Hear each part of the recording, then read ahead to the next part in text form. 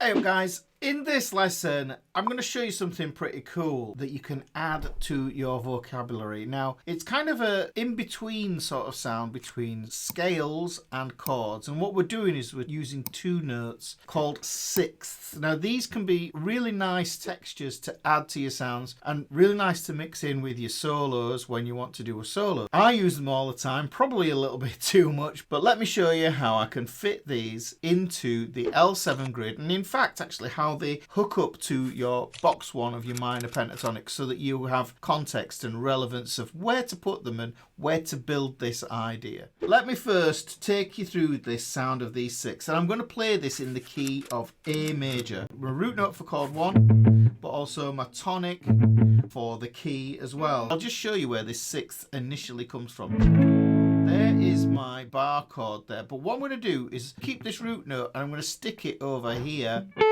on this thin E string, but I'm going to keep the third of the chord here.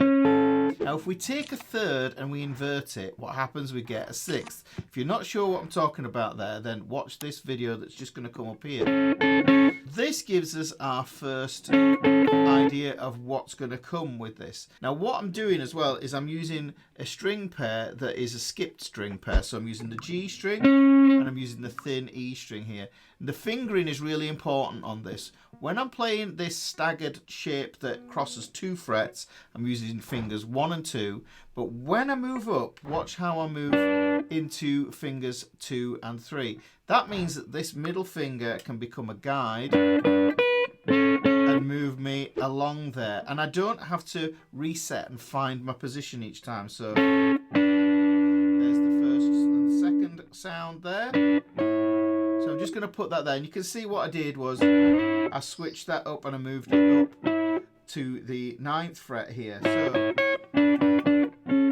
So we've got those three there, and those are essentially coming from these three chords here. So this is the A and the B minor and then the C sharp minor. So if we take those there, but this is a nice sound that we can integrate into our playing. So I said this was in the key of A. And look, if I take that there, we know that this is the root note for the key of A. We can play our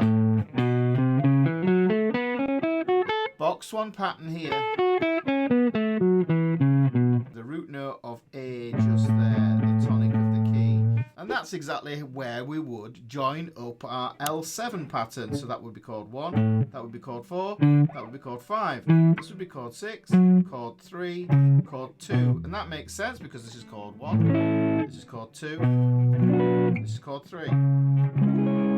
So this is how it connects up into that L7 grid. But what we can do is we can create this almost like a scale of sixths. Try saying that with your false teeth hanging out. So we've got this one here. So now you think to yourself, it's going to be difficult to figure it out on the next string pair. Skipped string pair, I should say. It isn't. It's exactly the same pattern. So here, this shape here, what we do is we put this on the B and the D string there. And you can see it's exactly the same shape. Let's see what happens with this one here at the 7th fret. It does exactly the same thing. And this one here, that does exactly the same thing. So let's put those together, and I'll come from this shape here on the D and the B string. Now if we play those like a scale, like I say, a scale of sixths, you can already start to hear how those might come into some of your licks and things that you might play down here for A.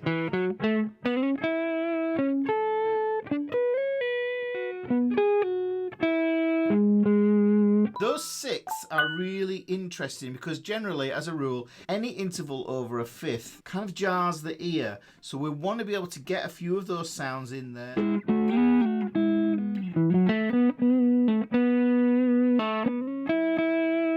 Get those in there and just create a little bit of a different texture so that you're not just playing that pattern all the time. Don't worry about memorizing these as well, because there will be a PDF available for download in the video description. Okay, I've done one string pair that is skipped there. I'm skipping over another string pair here. Now what I'm going to do is I'm going to jump over another string pair and I'm going to use the A and the D string. Now this looks as if it might work, but it isn't going to work, unfortunately. This pattern has gone because the reason that pattern was there was because of that kink in the tuning between the G and the B string, where we had to compensate with one fret. However, the shapes aren't too dissimilar to each other. So with this one, we keep that first finger and second finger shape here, but instead of using the middle finger here as our sliding anchor, that's what I call this here. It's an anchor to the string, but it's sliding to get us into a new position. You can even fill in the middle there, like you get in your turnarounds. It's a bit cheesy, but just because it's cheesy doesn't mean it isn't good. We've got this here, so you can see we've got that shape, but instead of it being on the 5th fret there, what we do is we move it back here. So utilizing this same shape here, what we're going to do is we're going to play this twice, and we're going to slide this whole shape up 2 frets. So you can see that's what goes on there. Now, like I had that sliding anchor before that was my middle finger, the sliding anchor is going to happen on this index finger. So watch this here. Take this here and I slide that first finger up 1 fret and I widen that grip there. So you can see that I end up with this minor 6th here, major 6, major 6.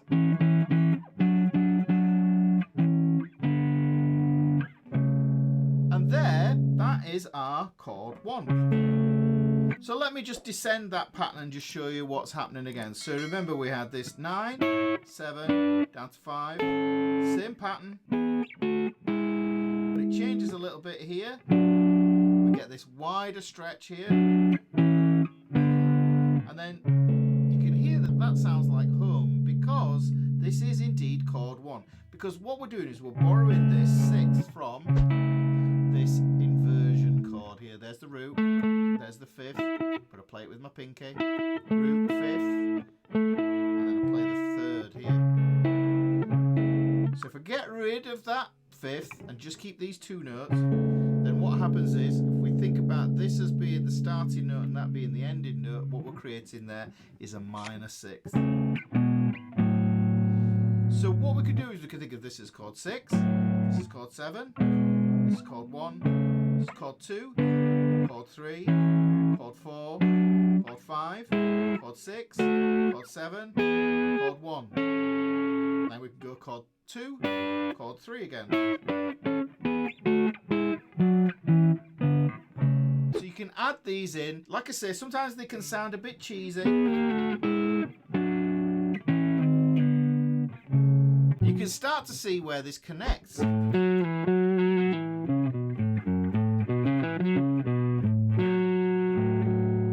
that pentatonic. Now you can practice taking these ideas, so we go chord 1, 2, 3, 4, 5, 6, and play them down skipped string pairs here. So that's chord 1, chord 7, chord 6, chord 5. That's another way of playing them, but what's useful, like I say, put that into the grid there, so I know that this is chord 5, this is chord 4, so this is chord 1.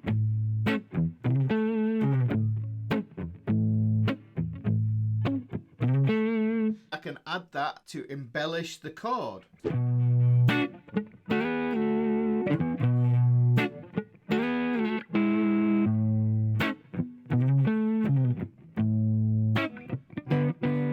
Now, another part of the puzzle that you need to understand is the theory behind that. I can show you the shapes, but if you don't know where they come from and why they're manifesting, then watch this video here on understanding intervals and how they invert, and that'll help you massively. It did for me. I know it'll help you as well. So you might as well click that video, hadn't you?